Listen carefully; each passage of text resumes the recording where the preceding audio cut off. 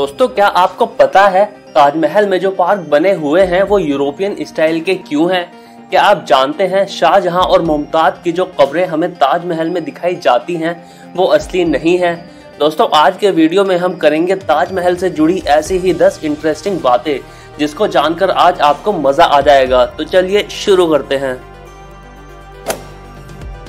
दोस्तों, ताजमहल मुगल एम्पायर के 5वें राजा शाहजहां द्वारा बनवाया गया था।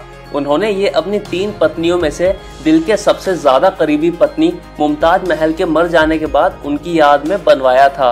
अपने 14वें बच्चे को जन्म देने के दौरान मुमताज महल का देहांत हो गया था और इस घटना से शाहजहां इतने ज्यादा शोक में चले गए थे कि 1 साल तक वो सबसे दूर होकर अकेले रहने लगे।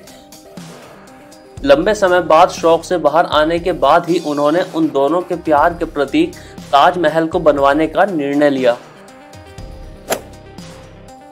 दोस्तों, आपको ये जानकर हैरानी होगी, लेकिन शाहजहां और मुमताज महल दोनों के ही ये नाम असली नहीं थे। शाहजहां का नाम बचपन से शहाबुद्दीन मोहम्मद खुर्रम हुआ करता था, लेकिन गद्दी संभालने के बाद उनको शाहजहां नाम से जाना जाने लगा और आज तक उनको इतिहास में इसी नाम से जाना जाता है।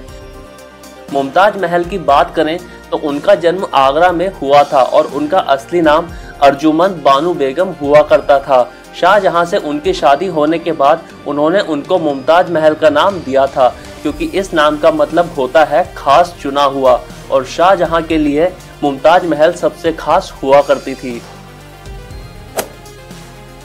दोस्तों, आपको ये तो मालूम ही होगा कि ताजमहल व्हाइट मार्बल से बना है, पर क्या आपको ये मालूम है कि सफेद होने के कारण दिन के अलग अलग समय पर ताजमहल अलग अलग कलर की शेड देता है? जी हाँ दोस्तों, अगर आप सुबह के समय ताजमहल देखते हैं तो ये आपको हल्का पीला शेड का दिखाई पड़ता, लेकिन दोपहर में ये बिल्कुल सफेद नजर आने लगता है। शाम के समय ये हल्का गेरुआ रंग का हो जाता, तो रात होते होते ये चांद की रोशनी में हल्का नीला कलर का दिखाई पड़ने लगता है। कुछ दिग्गज कवियों ने कहा है कि ये अलग अलग रंग शाहजहां के जीवन काल में अलग अलग समय पर मुमताज महल के लिए उनके इमोशंस को दर्शाता है। दोस्तों, ताजमहल को तैयार होने में 20 साल का समय लगा था और आपने ये कहानी सुनी ही होगी कि शाहजहां ने ये अजूबा तैयार करने वाले कारीगरों के हाथ काट दिए थे ताकि ऐसा लाजवाब अजूबा दुनिया में दोबारा ना खड़ा हो सके। लेकिन आपको ये जानकर आश्चर्य होगा कि इस कहानी के पीछे बिल्कुल भी सच्चाई नहीं है और ये सिर्फ एक अफवाह है जो ना जाने कब से चली आ रही है। इतिहासकारों की माने तो इस अफवाह से विपरीत ताजमहल बनाने वाले कारीगरों का काफी सम्मान किया गया था और उनको उनके स्किल्स के लिए अच्छा खासा वेतन भी मिला था। दोस्तों, अगर आप ताजमहल के अंदर गए हैं तो आपने देखा होगा कि मुमताज महल और शाहजहां दोनों की ही कब्रें नजर आती हैं। इन कब्रों को सुंदर संगमरमर से सजाया हुआ है और इन पर आपको कुछ कैलीग्राफी भी नजर आती है, जो दरअसल कुरान से उठाई गई कुछ आयतें हैं। हो सकता है आज तक आप इनको ही असली कब्र मानते आए हों, लेकिन आज जान लीजिए कि ये मात्र स्मारक मकबरे हैं और शाहजहां और मुमताज महल की असली कब्रें उन स्मारकों के नीचे मौजूद एक कमरे में है, जहां टूरिस्ट लोगों का जाना मना है। दोस्तों, अगले 5 पॉइंट्स पर बात करने से पहले अगर आपको अभी तक ये वीडियो पसंद आ रही है तो अभी के अभी लाइक कर दीजिए और चैनल पर नए हैं तो सब्सक्राइब करके घंटा भी दबा दीजिए।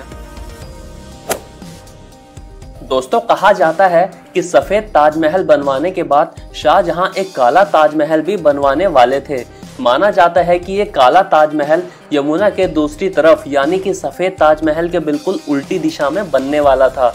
जिस तरह सफेद ताजमहल मुमताज महल की याद में खड़ा किया गया था, काले ताजमहल के बारे में कहा जाता है कि ये शाहजहां खुद के लिए बनवाने वाले थे और यमुना के ऊपर एक ब्रिज के द्वारा इन दोनों ताजमहलों को जोड़ा जाना था।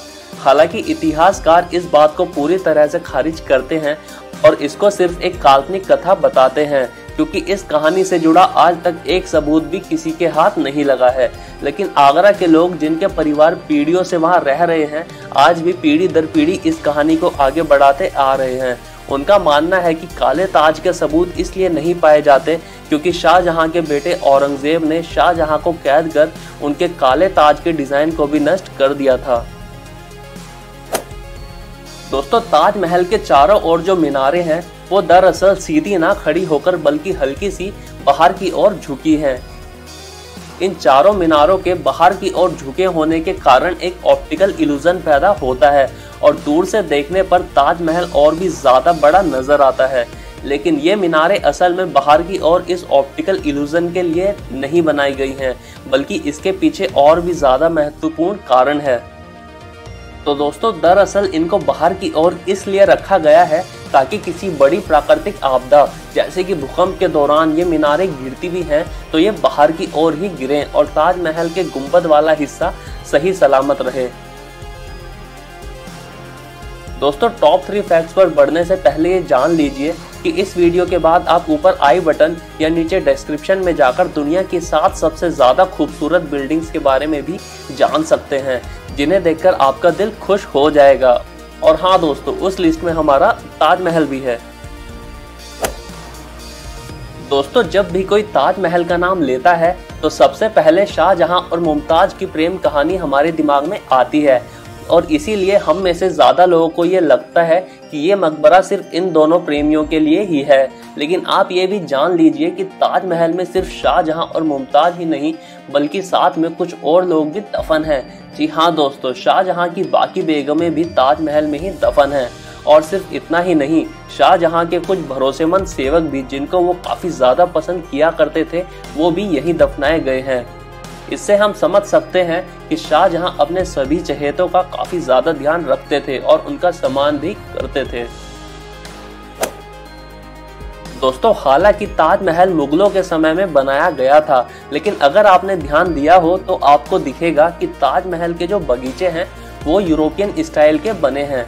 दरअसल शाहजहां के समय में जो बगीचे तैयार किए गए थे वो आज वाले बगीचों से बिल्कुल अलग थे।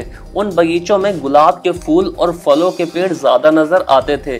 19वीं सदी में जब अंग्रेजों ने भारत पे कब्जा किया हुआ था तब उन्होंने इन बगीचों का नक्शा बदल दिया और इनको यूरोपियन स्टाइल में तब्दील कर दिया और यही यूरोपियन बगीचे आज हमें देखने को मिलते हैं। दोस्तों, नॉर्थ इंडिया में पॉल्यूशन का स्तर बढ़ने के साथ ही आगरा में ताजमहल पर भी असर पड़ता दिखाई देता है।